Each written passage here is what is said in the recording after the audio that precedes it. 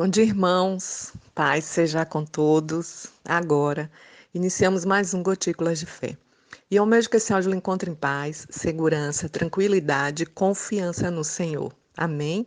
A palavra de hoje está no livro de Ezequiel, capítulo 38, versículo 23, que nos diz assim: Assim eu me engrandecerei, vindicarei a minha santidade e me darei a conhecer aos filhos de muitas nações, e saberão que eu sou o Senhor.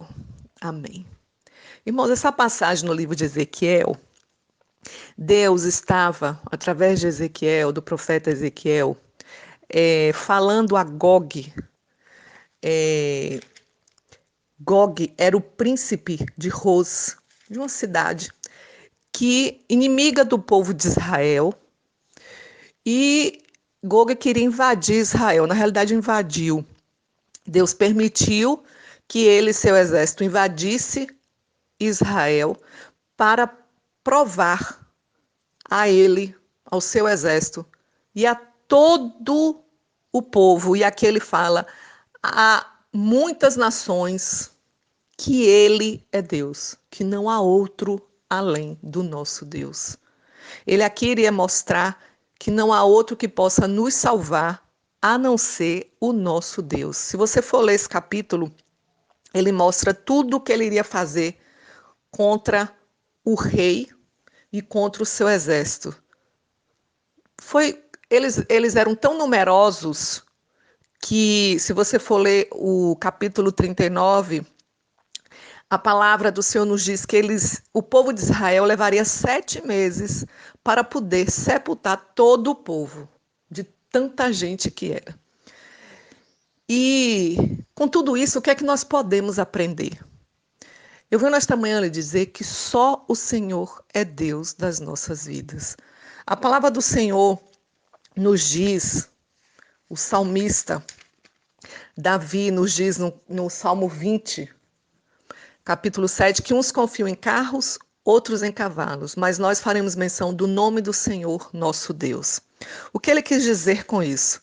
Que nós verdadeiramente devemos colocar a nossa esperança, a nossa confiança somente em Deus.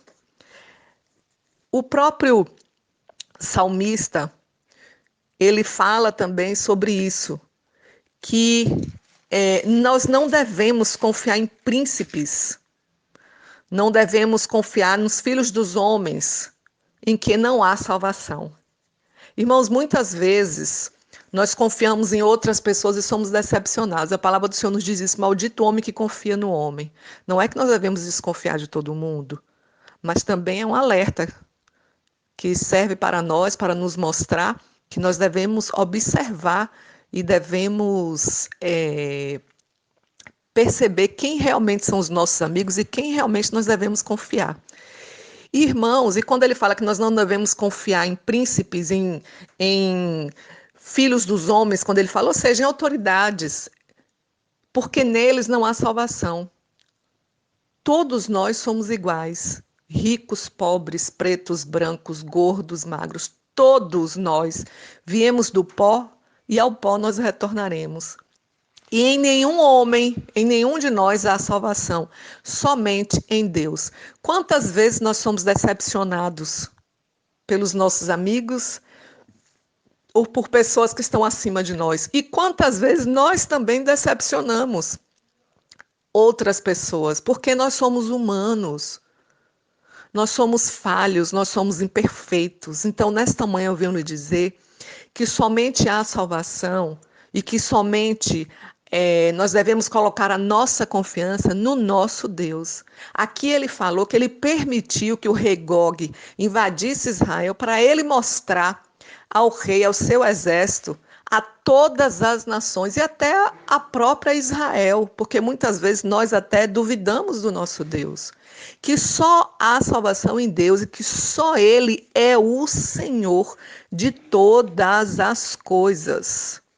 Irmãos, não há salvação em outro lugar, não há salvação em outra pessoa. A palavra do Senhor nos diz que nós devemos, como o salmista falou, confiar, colocar nossa confiança somente em Deus, no Senhor dos Exércitos.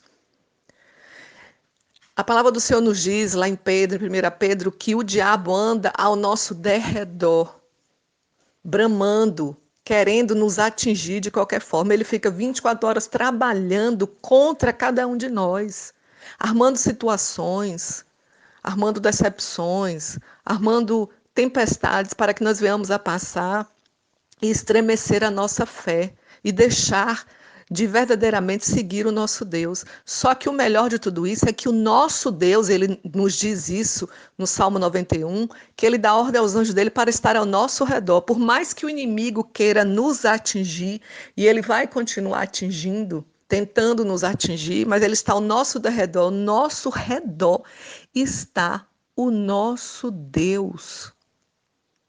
Ele acampa, a palavra do Senhor também nos diz isso no Salmo 34, que os anjos do Senhor acampam ao seu redor daqueles que o amam e os livra. Quando nós clamamos ao Senhor, Ele nos atende. Eu li uma certa vez que quando você clama a Deus, você nunca vai ouvir um, uma negação desse pedido. Você pode até ouvir um não como resposta, mas ele nunca irá deixar de te ouvir, porque o nosso Deus, ele está com os olhos atentos, os ouvidos atentos a cada um de nós. Ele escuta o nosso clamor. Muitas vezes somos nós que não pedimos a ele, tomamos as decisões precipitadas, ou esquecemos de pedir a ele, ou deixamos ele para a última opção.